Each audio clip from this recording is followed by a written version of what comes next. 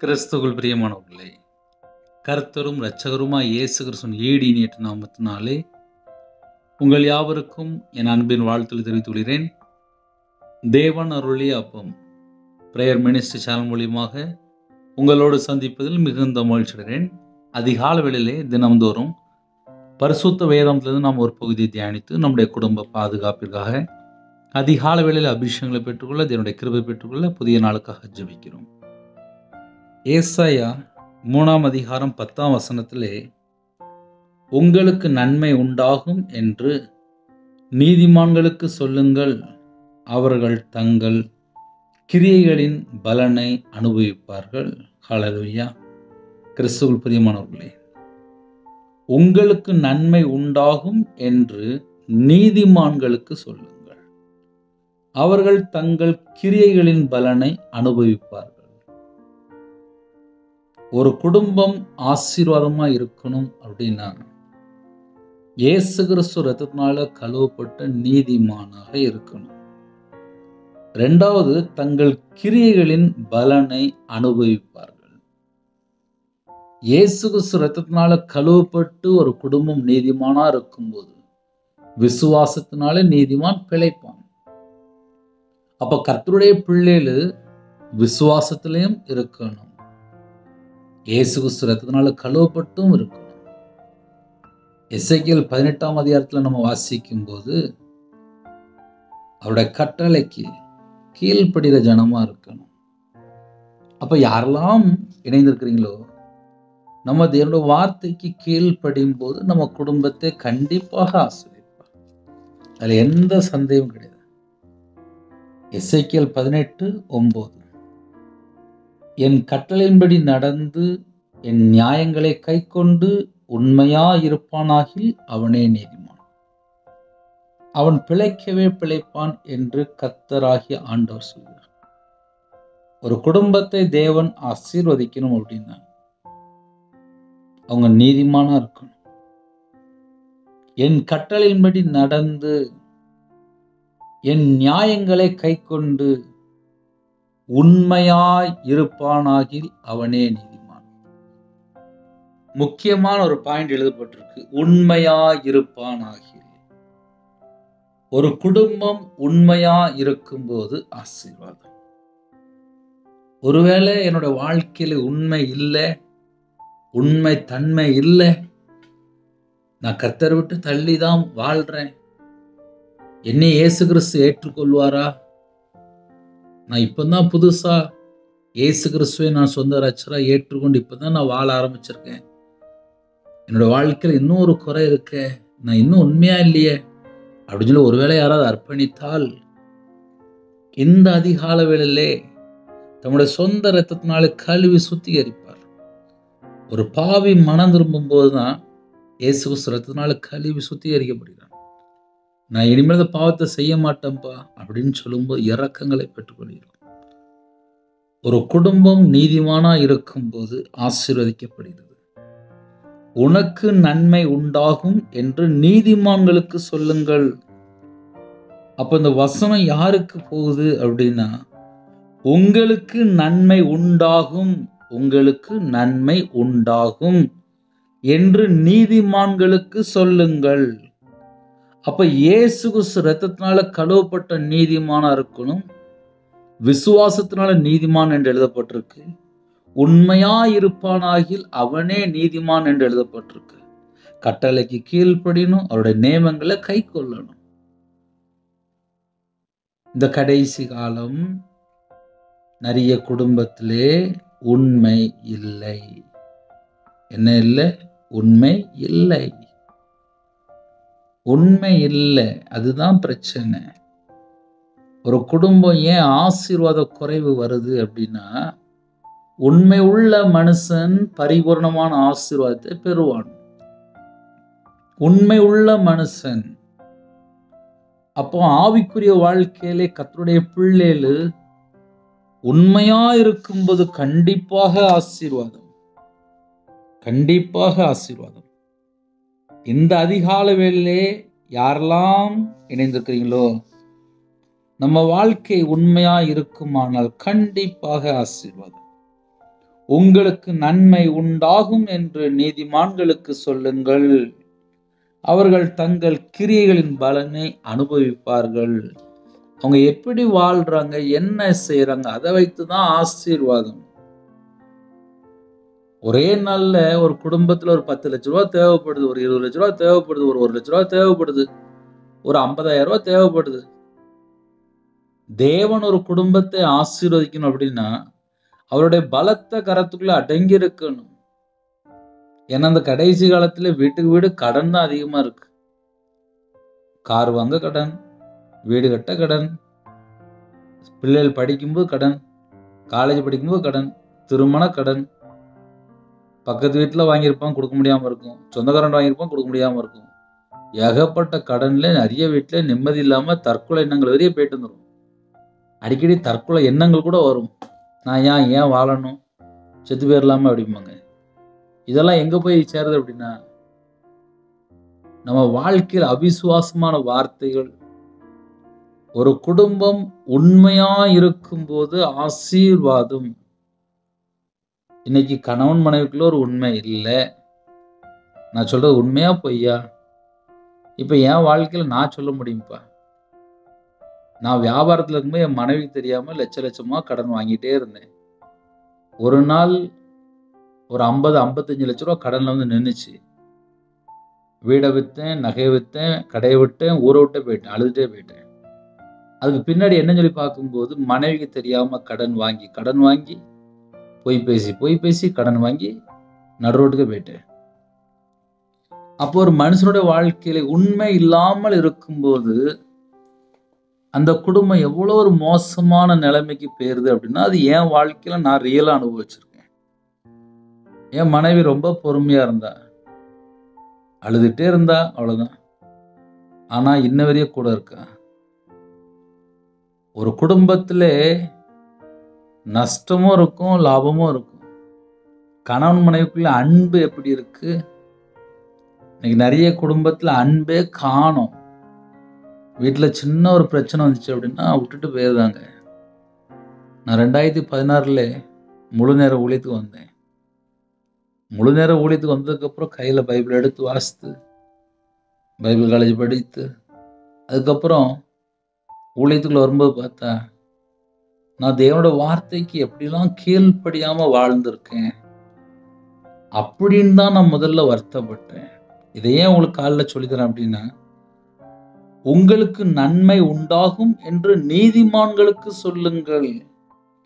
நீதிமான்களுக்கு சொல்லுங்கள் அப்படின்னா இந்த செய்தி யாரெல்லாம் கேட்கிறோமோ இயேசு கிறிஸ்து ரத்தத்தினால கழுவப்பட்ட நீதிமானா இருக்கணும். விசுவாசத்தினால நீதிமான். எசேக்கியேல் 18:9 கண்டிப்பா எல்லாரும் ஞாபகம் வைக்கணும். என் கட்டளையின்படி நடந்து. இன்னைக்கு நிறைய குடும்பத்துல கட்டளை அப்படின்னா தெரியவே மாட்டேங்குது. ஏன்னா கையில பைபிள் எடுத்து வாசிக்காம இருக்காங்க. என்னச்சிய கேட்ட நேரம் இல்லை. ஆனா செல்போன் மட்டும் பார்க்க நேரம் இருக்கு. செல்போன்ல அப்படியே ஒரு 8 மணி நேரம் பார்க்க நேரம் இருக்கு. ஆனா பைபிள் வாசிக்க நேரம் இல்லை. ஞாயிற்றுக்கிழமை சர்ச்சுக்கு போக நேரம் இல்லை. ஆனா வெளியில அப்படியே ஊர் சுத்த அதுக்கு நேரம் இருக்கு. இதுதான் அந்த கடைசி காலம். முதலாவது என்னோட ராஜ்யத்தையும் அவருடைய நீதியும் தேடும் போது இவைகள் எல்லாம் உங்களுக்கு கூட கொடுக்கப்படும். அப்ப ஆசீர்வாதம் எங்க இருக்கு அப்படின்னா தேவனை தேடக்கூடிய பிள்ளைகளோட வாழ்க்கையில கண்டிப்பா இருக்கு. அதனால ஆசீர்வாதம் இருக்கு. நம்ம வாழ்க்கையில ஆசீர்வாதத்தை பெற்றுக்கொள்ளணும் அப்படின்னா அதுக்கு சில வழிமுறைகள் இருக்கு. ஒரு குடும்பம் உண்மையா வாழ்றா தேவன் பாப்பார்ல. தேவன் பாப்பார். ஒரு 5-6 வசனம் இருக்கு. அந்த 5 வசனத்தை நம்ம வாசிக்கும் போது அதுல உங்களுக்கு மிகப்பெரிய ஒரு ஆசீர்வாதம் இருக்கு. நீதிமொழிகள் 13ஆம் அதிகாரம் 21ஆம் வசனத்திலே நீதிமான்களுக்கோ நன்மை பயனாக வரும். நீதிமான்களுக்கோ என்று எழுதப்பட்டிருக்கு. அப்ப நன்மை யாருக்குப்பா வருது அப்படின்னா அவங்க நீதிமானா இருக்கணும். உத்தமமாய் நடக்கிறவர்களுக்கு நன்மையை வழங்காகிறார். கண்டிப்பா தருவாராம். ஒரு மனுஷன் உண்மையா வாழ்ந்தாச்சு, உண்மையா நடக்கிறான் அப்படின்னாலே அந்த குடும்பத்துக்கு கண்டிப்பா நன்மை தருவாராம். உத்தமர்களோ நன்மை சுதந்திரிப்பார்கள் என்று எழுதப்பட்டிருக்கு. அப்ப இன்னைக்கு நம்ம வசனம் 5 வசனம் நம்ம தியானிச்சிருக்கோம்.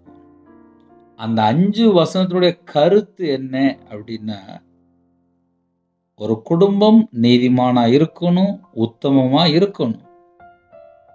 தங்கள் கிரியைகளின் பலனை அனுபவிப்பார்கள். தங்கள் கிரியைகளின் பலனை அப்படின்னா என்ன அர்த்தம் அப்படின்னா, நான் ஒரு 8 மணி நேரம் வேலை செஞ்சேன், அந்த 8 மணி நேரத்துக்குள்ள கூலி கரெக்டா தந்துருவாங்க. வேலைக்கு போற இடத்துல சம்பளம் கூடயோ குறையவோ, ஒரு மாசம் உனக்கு இவ்வளவுதான்ப்பா அப்படின்னு சொல்லி தந்துருவாங்க. இப்ப நான் திருநெல்வேலி பகுதியில் இருக்கேன். அங்க வாட்ச்மேனுக்கு ஒரு சம்பளம் உண்டு, வேலைக்கு போற இடத்துல ஒரு சம்பளம் உண்டு, ஒவ்வொரு இடத்துலயும் ஒரு சம்பளம் உண்டு. அவங்களுக்கு என்ன சம்பளம் ஃபிக்ஸ் பண்றாங்களோ அந்த சம்பளம் தந்துருவாங்க. அது குறையோ கூடையோ, அது ரெண்டாவது.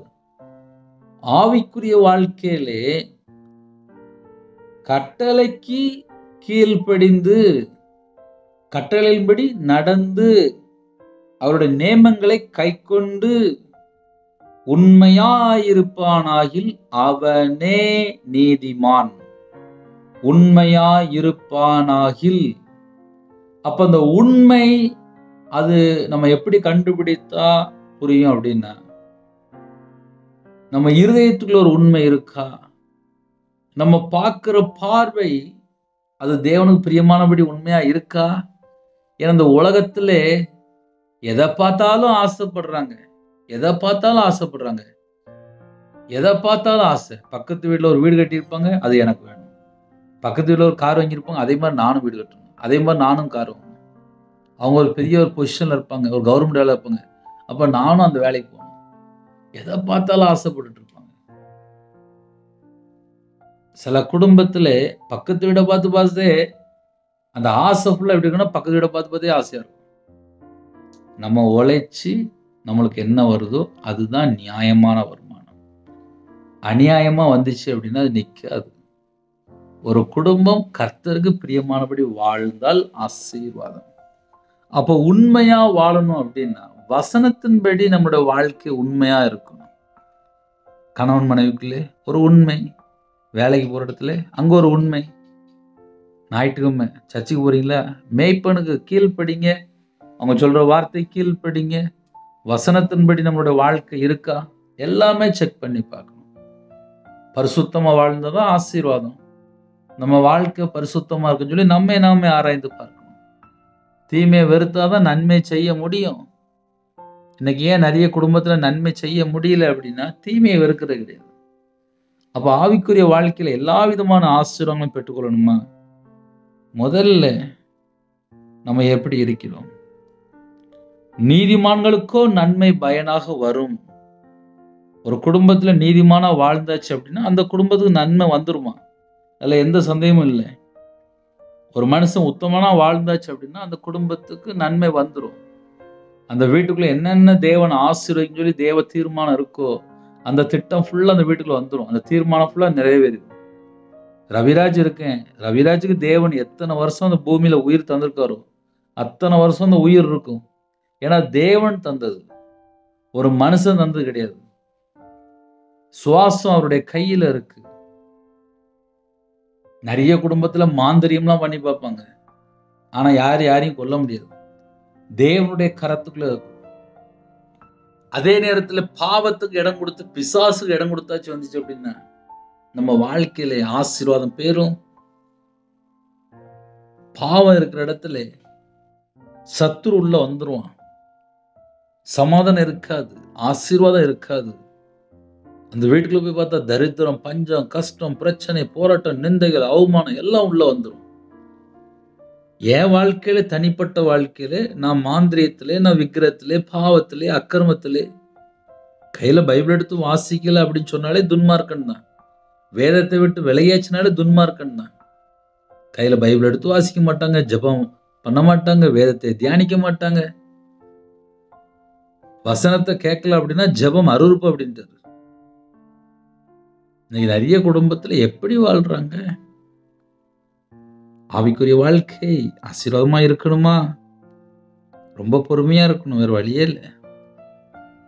ஒவ்வொரு குடும்பத்தையும் தேவன் ஆசீர்வதிப்பார். உங்களுக்கு நன்மை உண்டாகும் என்று நீதிமான்கள் சொல்லுங்கள் அப்படின்றாரு, சொல்லியாச்சு காலிலே. அவர்கள் தங்கள் கிரியைகளின் பலனை அனுபவிப்பார்கள். ஒரு வீட்டில் வயசான பாட்டி இருக்கு, அம்மா இருக்கு, இல்லை வீட்டில் வேலை பார்ப்பாங்க ஒரு வயசான பாட்டி இருக்கும், 70 75 வயசு 80 வயசு இருக்கும், இல்லை அட்லீஸ்ட் ஒரு 60 வயசாக இருக்கும். அவங்களுக்கு கொஞ்சோண்டு ஒரு 2 இட்லி ஒரு 2 தோசை கொடுக்கறதுக்கு இப்போ சில வீட்டில் ஆள் இல்லை. அவங்க பார்த்தா கண்ணீர் வடிக்கிறாங்க. ஒரு வீட்டில் எனக்கு ஒரு ஜெப குறிப்பு வந்துச்சு.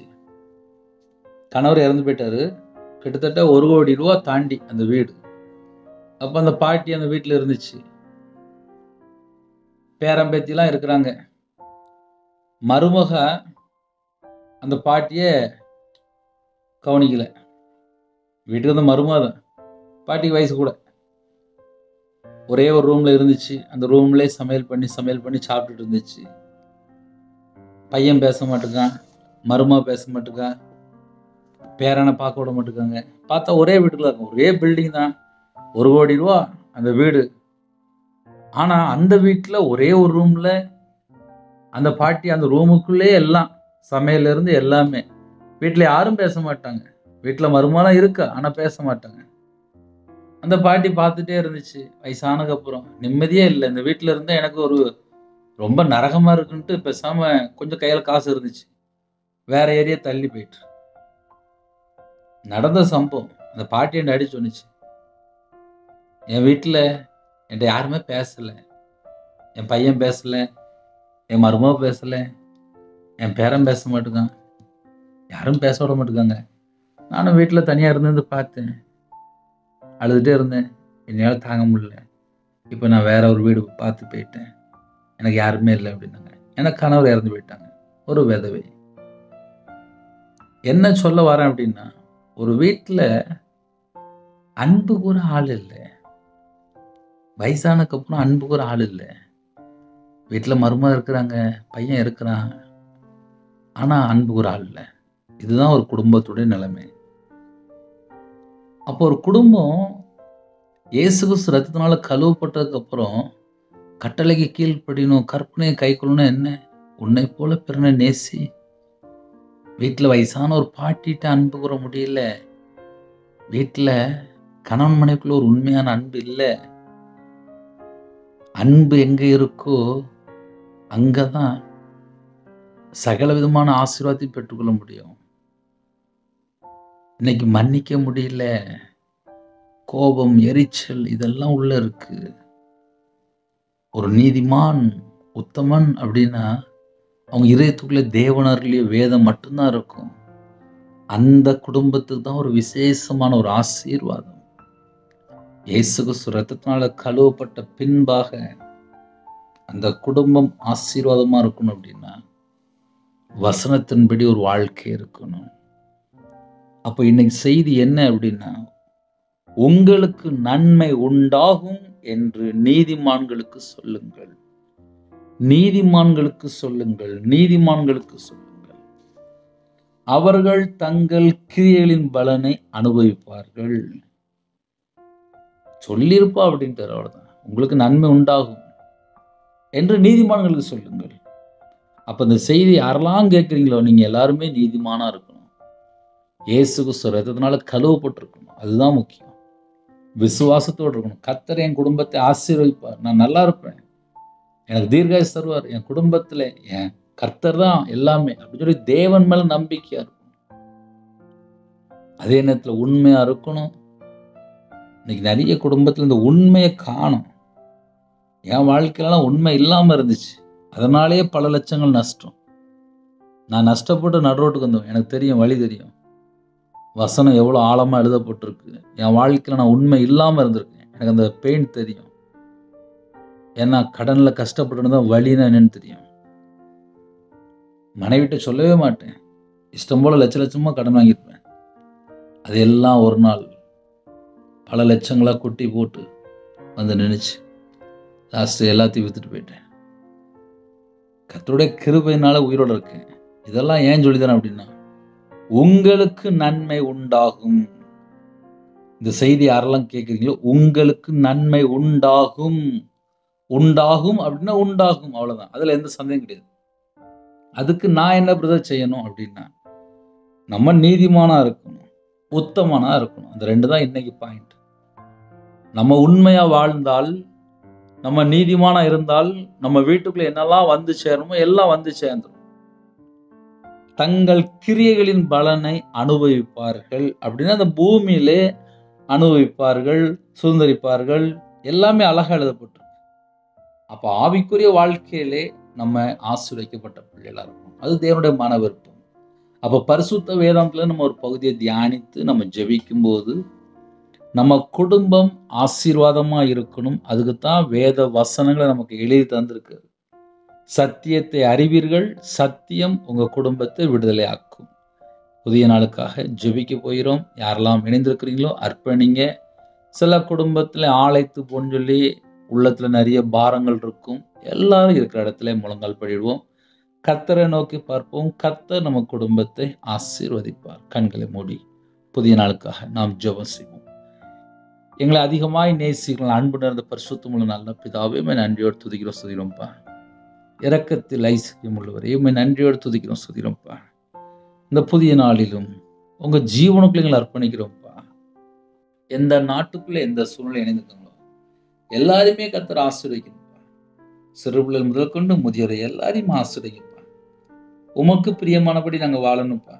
எங்க வாழ்க்கையில எத்தனையோ குறைகள்ப்பா. அந்த குறைகள் எல்லாம் மன்னிச்சிருங்கப்பா. மன்னிச்சிருங்கப்பா. பிள்ளைகள் ஆசீர்வதிக்கப்படணும்ப்பா. பரிபூர்ணமான ஆசீர்வாதம் வேணும்ப்பா. உங்க பிள்ளைகளோட நீங்க பேசுறீங்கப்பா. உங்களுக்கு நன்மை உண்டாகும் என்று உங்க பிள்ளைகளோட நீங்க பேசுனீங்கப்பா. அந்த ஆசீர்வாதங்களை பெற்றுக்கொள்ளணும் அப்படின்னா உண்மையா இருக்கு சொன்னீங்கப்பா. அந்த கிருபை எங்களுக்கு தாங்கப்பா. அந்த கிருபை எங்களுக்கு தாங்கப்பா. பரிசுத்தமா வாழ, உண்மையா வாழ, உத்தமமா வாழ, நீதியை பின்பற்ற நீதிமானா இருக்கணும்ப்பா. எங்களுக்கு கிருபை தாங்கப்பா. உங்க ரத்தத்தினால கழுவி சுத்திகரிங்க. இந்த நாளை கர்த்தருடைய கரத்துல அர்ப்பணிக்கிறோம். பிறந்த நாள் கொண்டாடுறாங்க, திருநாள் கொண்டாடுறாங்க. கர்த்தருடைய கரத்துல அர்ப்பணிக்கிறோம். உங்க பிள்ளைகள் இரட்டிப்பான நன்மை பெற்றுக்கொள்ளத்துக்கு கிருபை செய்யுங்க. கற்பதுமையா ஜெபிக்கிறோம். கர்த்தர் மனம் வருங்க. இந்த நாளிலும் யாரெல்லாம் அப்பா இணைந்திருக்காங்களோ எல்லா குடும்பத்தையும் கர்த்தருடைய கரத்துல அர்ப்பணிக்கிறோம். டெலிவரி போறாங்க, பரம வைத்தியர் கூட இருங்க. அதிகால வேலை ஆலயத்து போறாங்க. கர்த்தர் கிருபை செய்யுங்க. எல்லா விதமான வாசல் திறந்தாங்க. தேவன் அருளி அப்போ மினிசன்ல கர்த்தருடைய கரத்துல அர்ப்பணிக்கிறோம். வெளியில புறப்படுற எல்லா குடும்பத்துக்கும் உங்களோட ரத்த கொட்டைகளை வெயில் அடைத்து மூடி மறைத்து பாதுகாத்து கொள்ளுங்க. பிள்ளைல வயசாயிட்டுப்பா. சில குடும்பத்துல திருமணத்துக்கு ஆயத்தமா இருக்காங்க. ஏற்ற துணையை தாங்க. பண ஆசை இல்லாமல், பொருள் ஆசை இல்லாமல், நகை ஆசை இல்லாமல் ரட்சிக்கப்பட்ட குடும்பமா வேணும். கிருபை தாங்க. சில குடும்பத்திலே என் வீட்டுக்கு ஒரு நல்ல மருமகன் சொல்லி ஜெபிக்கிறாங்கப்பா. கர்த்தர் அழைத்து கொண்டு வாங்க. திருமணம் முடிந்ததுக்கு அப்புறம் நிறைய குடும்பத்திலே டைவர்ஸ் அளவுக்கு போறாங்கப்பா. அந்த குடும்பத்துல என்ன குறைகள் இருக்கோ கர்த்தர் விசாரிங்க. உங்க பிள்ளைகள் இணைந்து வாழணும். கர்த்தர் கிருபை செய்யுங்க. கர்த்தரை விட்டு தள்ளி போன பாவத்தை மன்னிச்சிருங்க. கல்வாரி அன்பினால் நிரப்புங்க. பலவீனத்தோடு யாரெல்லாம் படுக்க இருக்காங்களோ உங்களுடைய தழும்புள்ள கரத்தினால தொட்டு சுகமாக்கி தீர்காயுஸ் தாங்க. ஒவ்வொரு குடும்பத்தையுமே கர்த்தருடைய கரத்தில் அர்ப்பணிக்கிறோம். தேவன் அருளி அப்போ மினிசன் உங்களுடைய கரத்தில் அர்ப்பணிக்கிறோம். இந்த நாளையும் யாரெல்லாம் வெளியில புறப்படுறாங்களோ எல்லாருக்கும் ஒரு விசேஷ பாதுகாப்பு தாங்க. ஆலயத்து போக முடியாத சூழ்நிலை யாரெல்லாம் இருக்கிறாங்களோ அவங்களுடைய கண்ணீரை துடைத்து அவங்களுக்குள்ள வாசலை கத்த திறந்து விடுங்க. குடும்பமா ஆலயத்து போகணும். கத்த கிருபை செய்யுங்க. ஜெபிக்கிற எல்லா தேச ஜனங்களையும் கர்த்தருடைய கரத்தில் அர்ப்பணிக்கிறோம். அவங்களுடைய வாழ்க்கையில கடன் பிரச்சனை, உபத்திரங்கள், பாடுகள், நிந்தைகள், அவமானங்கள் எந்த காரியமா இருந்தாலும் எல்லாவற்றையும் நீக்கி உங்க பிள்ளைகளுக்கு ராஜரீக அபிஷேகம் பண்ணுங்கப்பா. ராஜாக்களும் ஆசாரியருமா இருக்கணும். எந்தெந்த இடத்துல வெட்கப்பட்டிருக்காங்களோ அதே இடத்துல உயர்வு வேணும்ப்பா. மன நிறைவு வேணும். ஒவ்வொரு குடும்பத்தையும் திருப்தியாக்கி ஆசீர்வதிங்க. கர்த்தர் பொறுப்படுத்துங்க. அப்பிரயோஜனமான ஊழியக்காரன் இயேசு கிறிஸ்துவின் பிதாவே, ஆமென். தேவனுக்கு மகிமையுள்ளதாக. கர்த்தர் தாமே உங்களை உங்கள் குடும்பத்தில் சகல காத்தும் சம்பூர்ணமா திருப்தியா நிரப்பி கர்த்தர் கொடுங்க ஆசீர்வதிப்பாராக. ஆமென். கர்த்தராகிய இயேசுவின் கிருபையும் பிதாவின் அன்பும் பரிசுத்தனுடைய ஐக்கியம் இப்பொழுதும் எப்பொழுதும் சதா காலங்களிலும் நம்ம நினைவு கொடுப்பதாக. ஆமென். கிறிஸ்துவில் பிரியமானவர்களே, தனி ஜெபம் பண்ணுங்க. கர்த்தர் கூட இருப்பார். அதிக அளவில் கிருபை பெற்றுக்கொள்ள என்னோட சமூகத்தில் காத்திருங்க. அது மாத்திரமல்ல, புதிய நாளிலும் புது பலன் வேணுமா, கையில் பைபிள் எடுத்து வாசிங்க. இந்த நாளில் பரிசுத்தமுள்ள ஓய்வு நாளிலே ஆலயத்து புறப்படுங்க. கர்த்தர் கூட இருப்பார். எல்லா தடையெல்லாம் நீக்கி ஆசீர்வதிப்பார். காலவேளையில் யாரெல்லாம் ஜெபிக்கிறீங்களோ கர்த்தரும் குடும்பத்தை அபரிதமாக ஆசீர்வதிப்பார். God bless you.